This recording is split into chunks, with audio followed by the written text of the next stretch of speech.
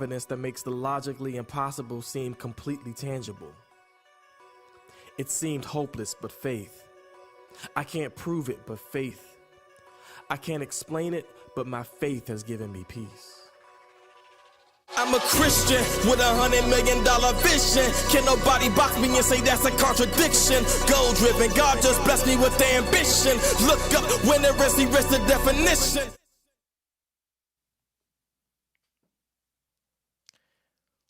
We often hear us say many are called, but few are chosen. But what does that even mean? We search our entire lifetime sometimes to find our callings. We often search for years for the call of God. So you're telling me that I searched for my entire life for the call of God? I found that which makes me unique and what I specifically bring to the kingdom of God, and now I have to make sure I'm chosen too? Why is being called not the same as being chosen? This pandemic has blessed a lot of us with the opportunity to have the time to find ourselves and reevaluate exactly what is important. It truly has given us the opportunity to take a step back, to build or rebuild a relationship with God, to begin the process of going the direction that the Lord has been trying to send you. I know there's a lot of people that are going to come out of this season with books written, with plays written, with movie scripts finished, with certifications, with degrees, with business plans completed, websites built, resumes perfected, careers changed. I see a wave of people coming out of this situation as an unstoppable force. Some people know that they are called to do something, and some people are still just trying to figure it out. I know I'm called, but how in the world would I know that I'm chosen? Today I want to start a lesson, a journey that will last probably more than just this 1 week. There's so much I want to unpack here, and I know I don't want these shows to go too long, but I believe this will be a series for a couple of weeks and will bring understanding and value as you walk this walk with the Lord. The Lord gave me this simple title: Chosen. Welcome to the Elevation Podcast. My name is Shawn Riff-Raff. This is www.shawnriffraff.com. Let's go. King.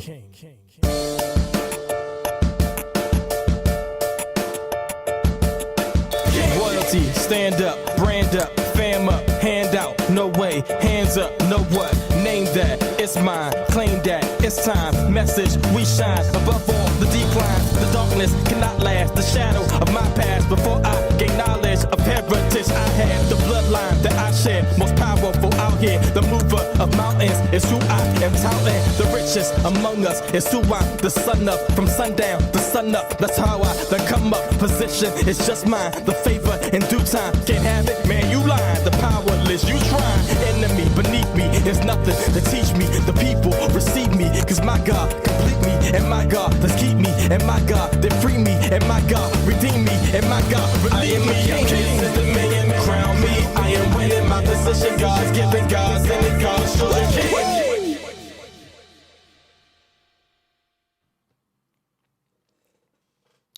There are some things in the Bible that, if misinterpreted or misunderstood, create what I have called, or my sort of, what I have coined a phrase, religious exceptionalism.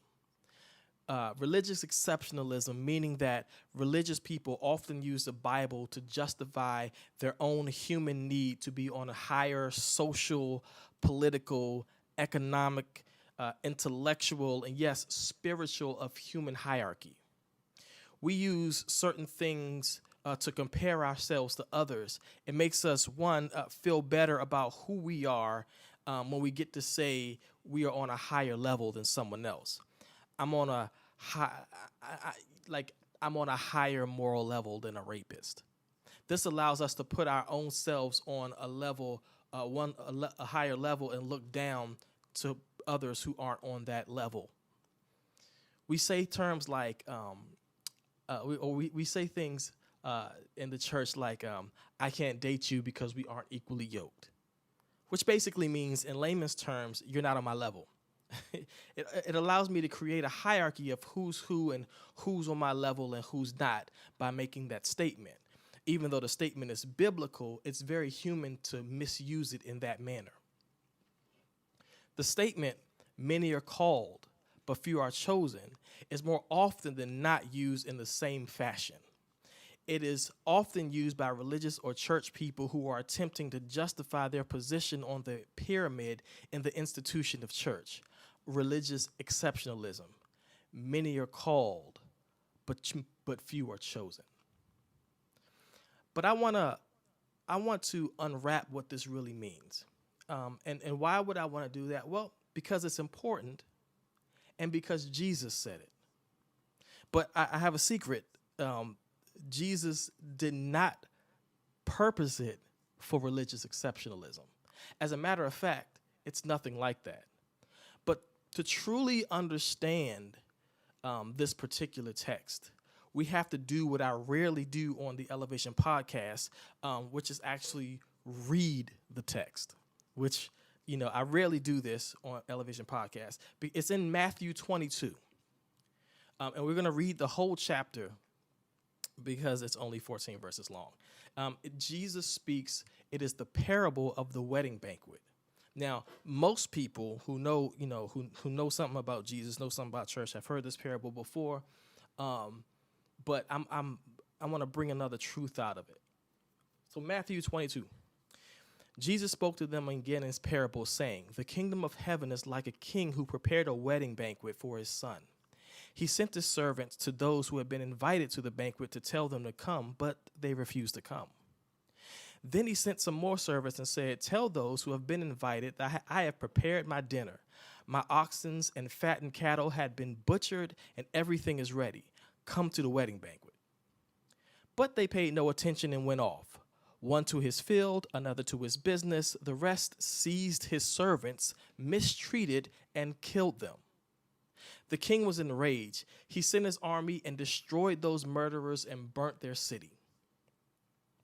Then he said to his servants, 'The wedding banquet is ready, but those I invited did not deserve to come.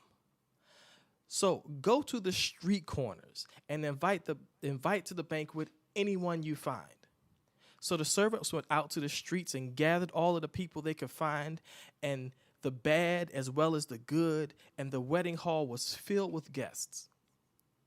But when the king came in to see the guests, he noticed there was a man there who was not wearing wedding clothes. He asked, 'How did you get in here without wedding clothes, friend?' The man was speechless. Then the king told the attendants, 'Tie him hand and foot, throw him outside into the darkness where there will be weeping and gnashing of teeth. For many are called, but few are chosen.'"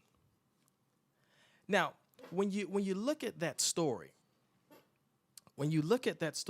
it's a very interesting story. And the end of it is quite a twist. And then he says, "For many are called, but few are chosen." We'll look at the invited people as the ones that were called. He first sent his servants, the king having a great banquet, spare no expense, got everything cooking. It's going to be a ball. He sent his servants to go get the people that he had previously invited to the banquet, go get them. And they refused to come. And he resent the servants out again. "Hey, go get them people. We ready to rock. We over here ready to party." And not only did they refuse to come the second time, some went left, some went to their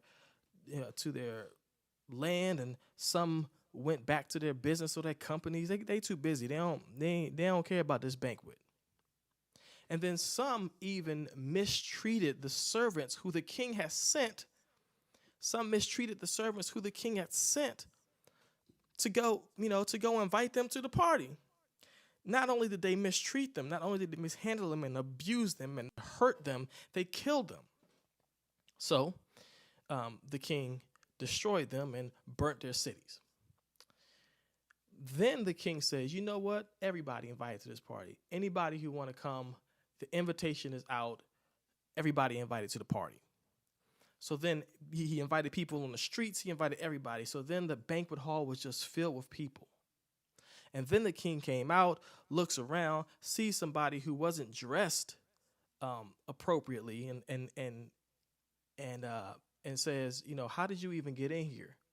The man had no answer, and he tied him up by the hands and the feet, and he sent them out. And he said he had him, had the people send them out, get on out of here.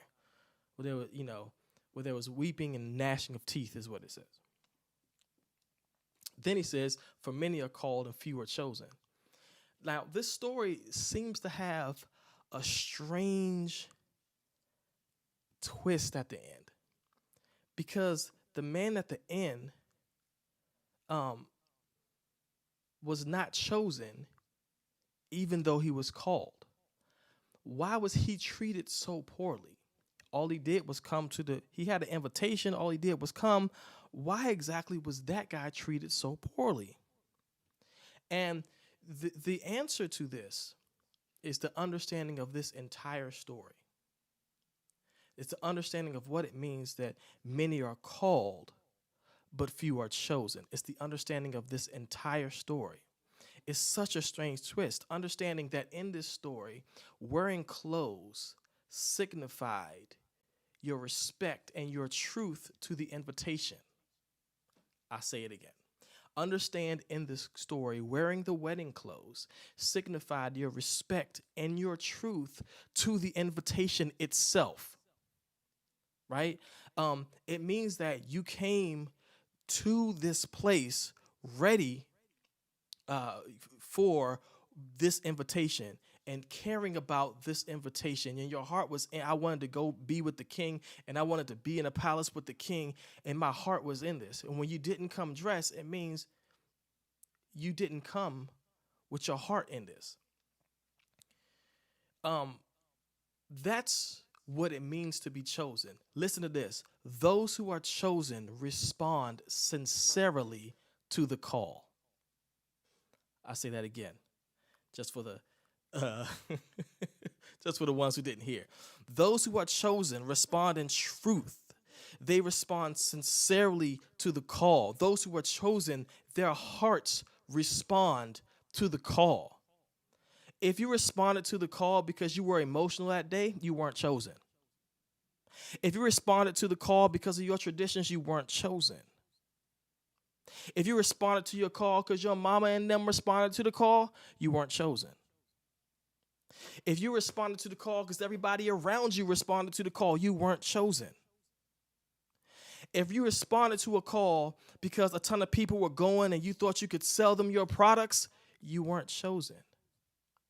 If you responded to the call because of marketing and opportunistic reasons, you weren't chosen. This is the kicker. If you responded for any other reason other than the sincerity of being in this call, you weren't chosen. If you don't come to this in sincerity, with love and respect for where you're going and who you're going for, that you are just as bad as the ones who never responded in the first place, the ones who didn't come, the ones who abused. You were just as bad as the ones who abused the servants of God, because you weren't chosen. They were all called. They were all invited. They were all there, but they weren't all chosen. God does not choose those who haven't humbled their selfish agenda to his absolute will. God does not choose those who have not humbled their selfish agenda to his absolute will. What does it mean to be chosen? It means to answer the call and surrender to the will. That's what it means to be chosen. It's not just simply answering the call. A lot of people answer the call for the wrong reasons. That's not being chosen. A lot of people answer the call and they're not sincere about it. That's not being chosen. The chosen part, interestingly enough, is not, oh, God calls you and then he chooses the special ones. And that is what is mistakenly thought of when we think about this verse as if God calls people and then he chooses, though. Why would God be that redundant? That's what has always bothered me about this particular saying, is that it kind of shows God to be somewhat of a redundant God. Like, why do you need to call and choose? Why don't you just call who you chose? The choosing was on you. That's why he did. That's why the choosing was on you. If your heart is not in the right place when you're called, if your heart is not in the right place, you're not chosen. That's not what this is. This isn't God calling you to be an opportunist. This isn't God calling you to market your products in the store, in the church. This isn't God calling you to his people so that you can benefit, in this earth by doing that. No, that's not what he called you for. He called you for his purpose. He called you for his purpose.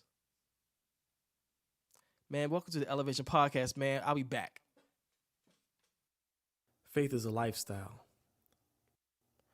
It is the mountain on which you stand that makes you believe that a dream is actually attainable. It is a concrete evidence that makes the logically impossible seem completely tangible. It seemed hopeless, but faith. I can't prove it, but faith. I can't explain it, but my faith has given me peace. I'm a Christian with $100 million vision. Can nobody box me and say that's a contradiction? Goal driven, God just blessed me with the ambition. Look up when there is the definition. Welcome back. This is the Elevation Podcast. I appreciate everybody, as I say this every week on the Elevation Podcast. I say the same thing every week, and I will say it until I'm blue in the face. I appreciate everybody for just hanging out with me, sharing with me how much the Elevation Podcast means to you every week.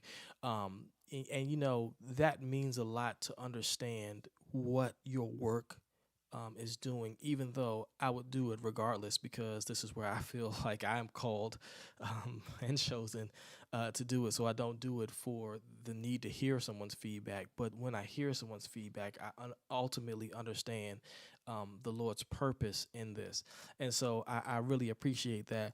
What we're doing is so incredibly cool, and it's so incredibly dope. And I always like to come on after and just let you guys know that I appreciate you, hanging out with me. Most of the time we on here for about 30 minutes. Sometimes it's a little less, and sometimes when I got guests it's a little longer, because we like to talk and chat it up and see what people are doing. But I really appreciate you guys just for hanging out with me, being a part. All of your support is so extraordinary, the kind of support that I'm getting for this, and I really appreciate you. This week, next week, we're going to be starting a new show on Shawn Riff-Raff at Shawn Riff-Raff Studios. I can't tell you what it is right now, but you will see some marketing stuff go out for it. I really want you to take a look at it. It's going to be really, really, everything I do is specifically for bring some value, some understanding, some knowledge to you. So I've got a partner of mine who's starting up a brand new show on ShawnRiff-Raff.com, and I really want you guys to watch it, and you'll love it. You'll love him for sure. You'll love it. Also, the River Church live every Sunday morning. At Sunday afternoon at 3:00. Oh, not Sunday morning at 3:00. Every Sunday afternoon at 3:00. Check out the River Church right here on Shawn Riff-Raff Studios at www.ShawnRiff-Raff.com, or on Facebook, on everywhere. But mostly on ShawnRiff-Raff.com. You can watch all this stuff live on Roku, on Apple TV. It's all there. So I appreciate you guys. This has been the Elevation Podcast. My name is Shawn Riff-Raff. I appreciate you. Peace. King.